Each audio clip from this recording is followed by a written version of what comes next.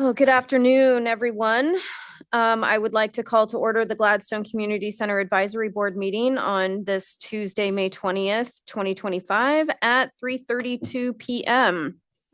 I will now read into the record that the City of Gladstone is abiding by guidelines outlined in House Bill 2560, which requires the governing body of the public body, to the extent reasonably possible, to make all meetings accessible remotely through technological means and provide opportunities for members of the general public to remotely submit oral and written testimony during meetings to extent in-person oral and written testimony is allowed. Therefore, this meeting will be open to the public both in person and virtually using the Zoom platform. Okay, would you please call roll for us? I will. Joelle Latku, Aye. Sharon Howard, Tony Bergeron, Yes. Chair Prosky, Here. Evelyn Johannesson, Here. Josie Whitaker, Here. Roxanne McMullen. Here. Thank you. So our agenda today is we're going to have the business from community center staff. I am not sure if we are having business from the audience. Is there anybody from the foundation here today? No, we will not be having business from the audience. And then we will have business from the board. Could I please have a motion to approve the meeting minutes from our April 15th, 2025 meeting? I'll make the motion to approve. Thank you, Josie. I'll second it. Thank you, Roxanne. Would you please call the vote? Roxanne McMullen, Yes. Josie Whitaker, Yes. Evelyn Johannesson, Yes. Mindy Prosky, Yes. Tony Bergeron, Yes. Joelle Latku. Yes. All right. Meeting minutes from our April 15th, 2025 meeting have been approved. Thank you. Okay, we're going to go ahead and move on to business from the community center staff. Thank you, Michelle. Hi. All right. So we'll go ahead and start with the April monthly report that was included in your packet. April was a pretty busy month. We had a lot of fun tram trips. We started our gardening class the last week of April. That was extremely successful. Mindy, you could speak on that. You guys, yeah, and Tony, that's right. Super fun.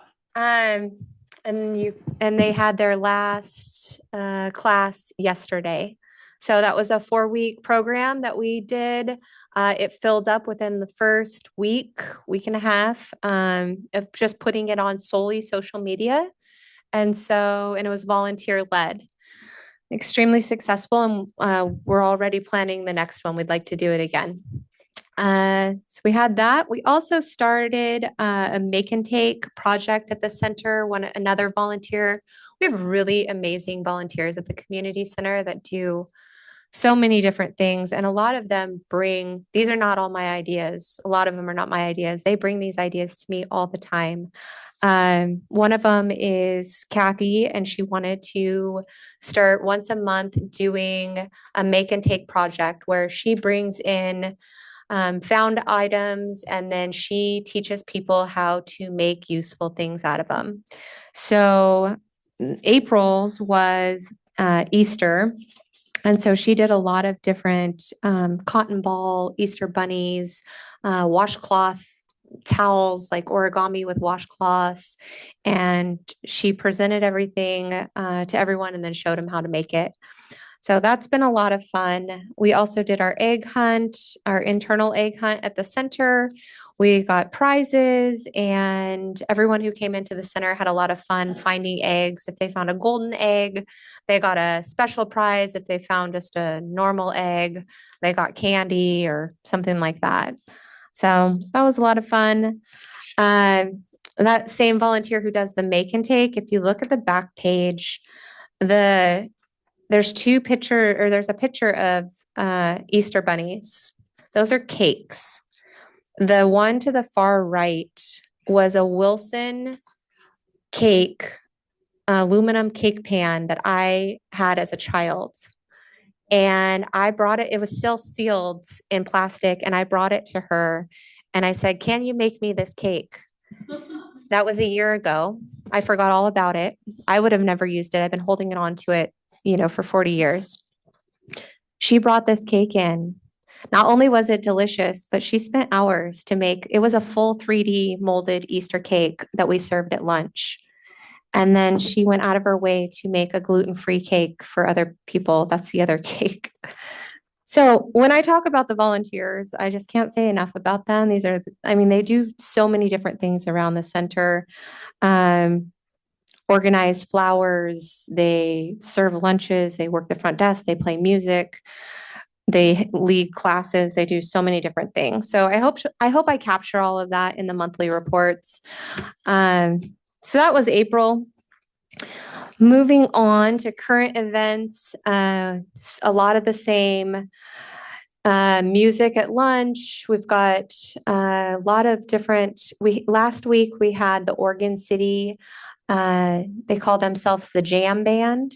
They are Oregon City Community Center participants who jam out every week, sometimes twice a week, up in Oregon City. And one of their players comes to Pinnacle, and she asked if her band could come and play at lunch. I didn't ask any questions. I just said, sure. They showed up, I believe, 22 deep of a band. The audience loved it. They absolutely, they took up the whole front. We had to crowd people in there, but they played so many different genres of music, and some of them played instruments, some of them sang. So that was really fun. May's kind of been our musical month. We have another 2-person duo that came in and asked if they could sing. They're going to be here on Thursday. So that's been a lot of fun, having different musicians come in and play music at lunch. We've had our foot clinic has really exploded this month. We had it 4 days of the week. So we had so many clients that needed to come in for foot care services that we had it all the way through Thursday. Josie does blood pressure on Tuesdays for that. For anyone who wants to come in for free, they can get their blood pressure checked on the same week of the foot clinic. We had our Mother's Day brunch also this month. That yielded 50 participants that RSVP'd and showed up. There was something, who was there? Was there not something in the air that day? Like, everybody just seemed so happy that day. It was one of our better events. I'm going to just say that. It was the aura in the room. Everybody just seemed happy. They were having brunch. It was very simple. We had ambiance, like background horn music from a volunteer who came in.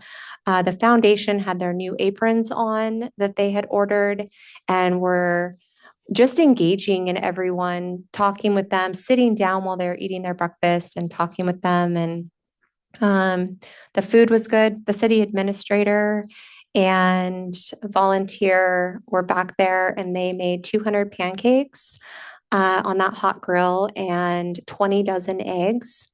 So, and everything for the most part got eaten except for sausage. But so we had the Mother's Day brunch, and then the foundation, they had a budget of $1,000 that they gave us. And most of that budget went to these beautiful hanging baskets from Sears Garden. And we did raffle tickets. And so people they were excited to win these hanging baskets. So it added to all the excitement. And they could half of them, we had to help them to their car because they were huge hanging baskets. So it was a really, really great Mother's Day brunch. Music on the Greens update. I just wanted to bring into you guys. I do have the Facebook event pages going, but I've also went around town, and I'm going to do once a month and hang up the new posters. So this month for June, is the Supernatural Beavers. So Haley helped me with these posters to hang up all over Gladstone. So we have different ones for each of the different concerts, and then created different events on Facebook for people to know what is going to be happening at that exact that music night. So is Rotary going to be there with hamburgers and hot dogs, or are we going to have Cousins lobster truck there? So people can go on to those individual Facebook events and look to see exactly who the band is, what kind of music they're going to be playing, what kind of food they're going to get, what they need to bring. And so I've been trying to update that with, get discussions going on Facebook to get people excited about that. And so far, so good. The last thing I was going to talk about with you guys today was the spring market. I think I told you guys that we had 60, we cut it off at 60 vendors because we weren't sure if they were all going to fit, even though we're out there with tape measures, measuring the spots. There's always still that area of, we don't know if, I don't know. You never know. So we cut it off at 60. Next year, we can definitely fit 70, 75. I think we'll go with 70 next year. We went around and talked to the vendors. Everybody said that they did really well, that it was consistently busy. Some of the learning opportunities from that for me were making sure that vendors are required to have weighted tents. I would have never thought that. They do blow away. So that was a learning experience. And then also, hopefully next year we can partner with the business right next to us and use their parking lot as well for food trucks and seating, music, because we had live music at the spring market, but they were kind of off in the grass area. So I think that's just some things to tweak for next year. Always learning, right? We can do different things each year, learn from each event. So that's all I have for today. Do you have any questions? I do have a question regarding the music on the greens. Do you know if this is going to be somewhat like last summer where music on the greens is paired with movie in the park? Yes. So Rotary is going to do the first two music on the greens for us as far as serving food. And then after that, show their movie. Oh, great. So that is June and July. Okay. August, they have the community festival. And so they would not like to participate in music on the greens because they're going to be tired. Obvious. September last year, nobody came. And they don't know if it was because it was too cold, too late in the season. So they also would not like to participate in September's because it didn't work out last year. So it's the same. Like, I think when we're doing these events, we kind of learn from what works and what doesn't. And that's what's going to work for Rotary this year is June and July. June and July. Great. Those were fun. All right. That's the only question that I had. Does anybody else have any questions for Michelle? Nope. Okay. Thank you. Okay, so it was requested, we're moving on to business from the board. It was requested by a board member that we open up a discussion about the multi-generational classes that are being proposed to be offered this fall at the community center, specifically talking about costs of those classes. So I will open it up to the board if there are any questions about this. I have questions. I was the one who raised this question. I reviewed the handouts for the registration forms that were given to us at the last meeting. Mm-hmm. And at the same time, I have been reviewing the community schools publications for the last couple of times they've done that. And I see that the prices for the class selections down below on your registration form are $65 for non-resident, $60 for resident. There is no there's no indication that you plan to do an adult senior discount. The community schools do that routinely. I would like to see that addressed as a possibility for your registration for these classes, that you offer a discount for seniors. During the daytime hours, while we may have changed the community center from a senior center to engulf the whole community, the people there are primarily retired. People that participate in the classes are primarily in that age group. Has there been any discussion about offering a senior discount as well as a resident discount? Yes, thank you for bringing that up, Roxanne. The first draft that I gave you is kind of just a working document that I would love to work with you guys on as we kind of go through this and figure out what we're doing.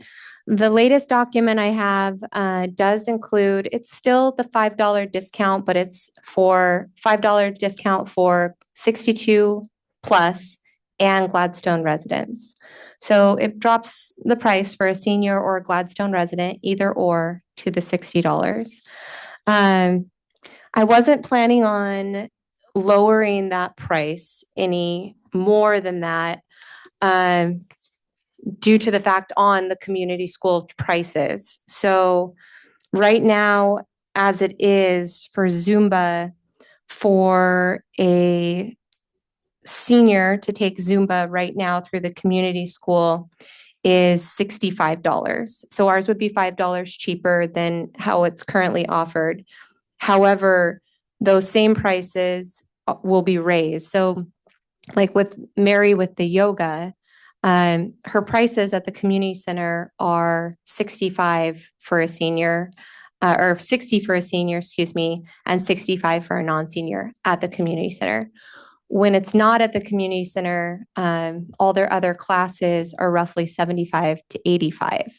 Well, I did see I did look at that. It wasn't the dollar amount so much as the availability of a discount. Absolutely. If in fact you have now included that as a discount to both resident and or senior, is the age going to be 62? 62 is what I'm thinking. But again, this is a working document. So I rely on you guys a lot for your feedback and guidance on kind of how you want to see these programs look.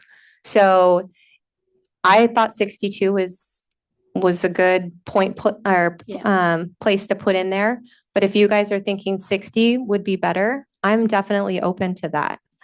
I also would like to say that some other questions that I've gotten around the center, just listening to people talking, is some people are Tai Chi, even though it is, it was always a charge class through the community school, but since we've been doing it for free so long, it's the sticker shock for a few people is a lot.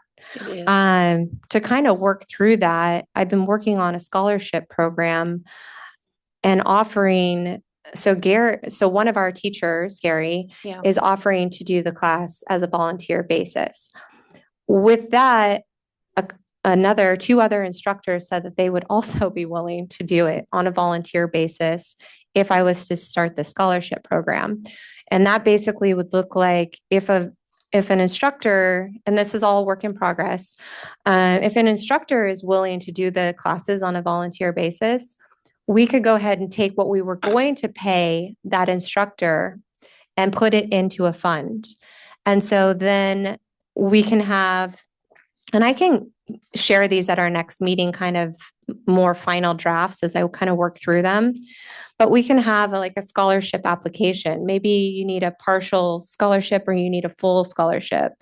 And that's kind of where we would pull those funds for. I'm also thinking about if people wanted to round up, people who could afford it, they could round up for this scholarship fund.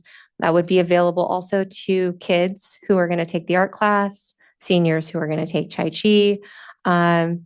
So just kind of working through some of those things, because we don't want anyone based on financials to not be able to take these classes, right? And in actuality, that was my concern. Yeah. Excuse me, I have allergies. But I'd had a couple of people who do go to the free Tai Chi classes who said similar to what you just said about it was sticker shock. Mm-hmm. And I said, well, they've been doing it for nothing for 2 years plus, and I'm not sure where we stand on price. But I appreciate the fact that you're flexible on that and that the Absolutely. scholarship is a good idea. I understand Gary is volunteering. And I would like to be sure that maybe, especially the two people that came to me and went, I'm not going to be able to do this. Yeah. And that's not our intention on No, that ever. no. We want people prioritizing, social and fitness, mental health, all these things. And we are a community center. We want to be accessible to our And community. I think the social part of it is huge for some people. Absolutely. Yeah. I agree with you. Thank you. So yeah, no, definitely working through this. I would encourage any of your ideas, thoughts, things you guys would like me to explore to shoot me an email or talk to me if you have ideas. Just like the volunteer starting programs at the center, a lot of this stuff comes from people just talking to me and us working through things I would have never thought of. And so I'm personally a very collaborative thinker. So anything you guys have, please, yeah, email me, text me, come by and talk to me. Because I might not have thought of what you're thinking. So, but those are definitely some of the thoughts on my mind is the financial portion of that and making sure that we're accessible to everyone. So. Michelle, I should know this, but can you make a donation to the community center from the website? You can, yes. Perfect. Thank you. Michelle, what is your ETA for really wanting to have the registration finalized and ready to push out? So August, at the very latest, like Okay. August 1st. I would like this to go into, so I should back that up, I guess, July 18th, Okay. because I would like this to go into the August newsletter. Yes, because the So- classes are starting in September. Is that correct? Correct. Okay. So July 18th. Okay. Thank you. Does anybody else have any questions or comments? All right, great. Thank you so much.